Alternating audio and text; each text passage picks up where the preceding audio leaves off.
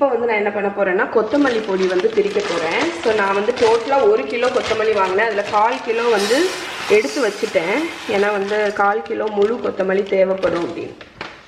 இப்போ கிட்டத்தட்ட 3/4 கிலோ போட்டு பவுட்ரு பண்ண போகிறேன். ஸோ ஒரு ட்ரையான ஒரு பேனில் போட்டுக்கோங்க. அதுக்கப்புறம் இதை நல்லா வறுக்க போகிறோம்.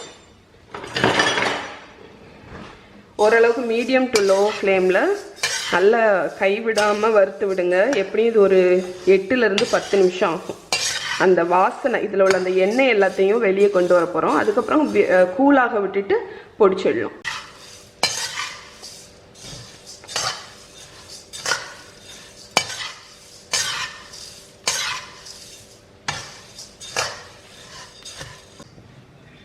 ஸோ நம்மளோட கொத்தமல்லி நல்லா வறுபட்டாச்சு. அதை வந்து ஒரு பெரிய பவுலில் மாற்றிடலாம். ஏன்னா கூல் ஆகுனது. இதுதான் ஃபர்ஸ்ட் பேட்ச் கொத்தமல்லி பொடி.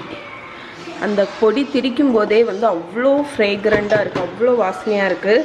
ஸோ நான் அதை வந்து ஒரு பெரிய பவுலில் மாற்றிட்டேன். ஏன்னு பார்த்தீங்கன்னா மிக்சியில் பொடிச்சோடனே பயங்கர சூடாக இருக்கும். அப்போ நீங்கள் வந்து அதோடி ஸ்டோர் பண்ணிங்க அப்படின்னா தண்ணி வேர்த்து உங்களுக்கு பொடி வந்து கெட்டு போயிடும். அதனால நீங்கள் வந்து இந்த மாதிரி ஒரு பெரிய பவுல்லையோ இல்லைன்னா ஒரு பேப்பர்லேயோ இல்லைன்னா ஏதாவது ஒரு பிளேட்லேயோ நீங்கள் பரத்தி விட்டுட்டு கம்ப்ளீட்டாக கூல் ஆனோன்னு நீங்கள் கண்டெய்னரில் ஸ்டோர் பண்ணி வச்சுக்கலாம். பொடியை